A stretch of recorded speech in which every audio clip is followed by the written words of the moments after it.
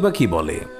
রাসূলুল্লাহ সাল্লাল্লাহু আলাইহি ওয়াসাল্লাম বলেছেন, বিড়াল নাপাক নয়, এটা তোমাদের আশেপাশে ঘন ঘন বিচরণকারী প্রাণী।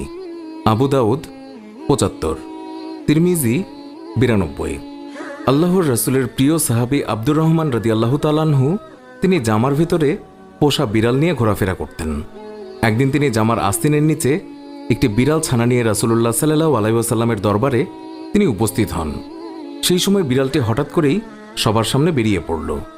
এই অবস্থা দেখে রাসূলুল্লাহ সাল্লাল্লাহু আলাইহি ওয়াসাল্লাম তাকে রসিকতা করে ইয়া আবু হুরায়রা, অর্থাৎ হে বিড়ালের পিতা, এই বলে সম্বোধন করলেন। এরপর থেকেই তিনি মূল নামের চেয়ে আবু হুরায়রা নামে বেশি খ্যাতি লাভ করলেন। আর সেই দিন থেকেই তিনি নিজেকে আবু হুরায়রা নামে পরিচয় দিতে তিনি বেশি পছন্দ করতেন। আল্লাহর রাসূল সাল্লাল্লাহু আলাইহি ওয়াসাল্লাম তিনি যখন ওযু করতেন তখন নিজের ওযুর পাত্র থেকে